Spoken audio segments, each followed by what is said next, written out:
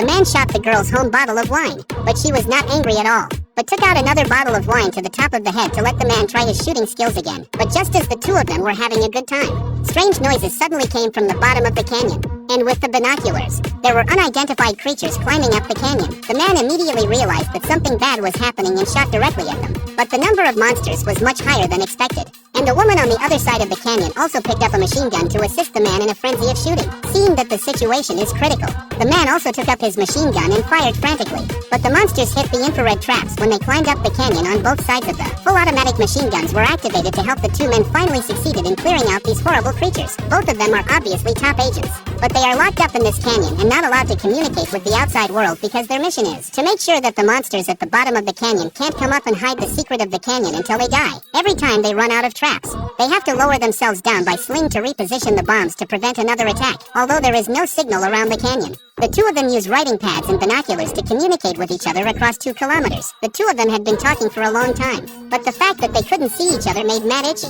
And on Valentine's Day, he made a crazy decision. He took out his long-sealed rocket launcher and took out the gunpowder inside, then took out the hook lock and modified it, successfully attaching the hook lock to the rocket launcher. Then he took aim at the other side of the river and calculated the inertial fall distance, and shot it out precisely. When the rocket landed on the ground and then retrieved the rope, the rocket was successfully stuck on the tree branch. Amy rushed to help. She put out the flames as fast as she could and then helped to reinforce the ropes, so that a simple aerial rope was built. Matt hung himself on the rope and jumped towards the other side of the river without hesitation.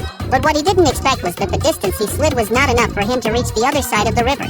So he had to spend a little more effort to use his arm strength to move to the other side of the river a little bit. The two of them spent a wonderful evening together and agreed to take 2 days a week to go out. When it was time to say goodbye to Matt and the rope ride back, but did not expect this time, he just slid halfway to the other side of the monster. Triggered a bomb trap fragments directly cut off the rope. Matt began to fall madly fast, but fortunately he opened the parachute in time to not be instantly killed by the fall.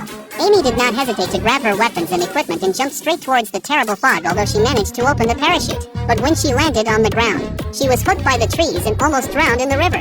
Calmly, Amy used her knife to cut off her backpack and followed the fast-moving current, finally finding a large tree to hold on to. She then managed to locate Martha, and the two of them were temporarily relieved of their danger. They decided to follow the river and leave this horrible canyon, but they didn't know that their scent had been detected by the horrible monster. In order to escape from this horrible canyon, they had to bravely continue along the creek. Even though there was an uncharted purple haze ahead of them, they took steps together. It looked like there had once been a village, and deep inside the church they found a place full of dusty skeletons. Matt took the pills in their hands and realized that they were all poison, which meant that all the deaths were not simple and that something worse than death had happened in this canyon. The two of them went deeper and found a laboratory hidden behind the church. It was dusty and looked like it had been abandoned for a long time, but Amy was surprised to find that the electricity was still on when they pulled the switch. They turned on an old projector in the corner and finally learned the truth about the canyon, which turned out to be the location of the American bioweapons research during World War II. The reason for cutting off the signal and cutting off contact with the outside world was to keep it a secret. But unfortunately, the experiment was about to succeed.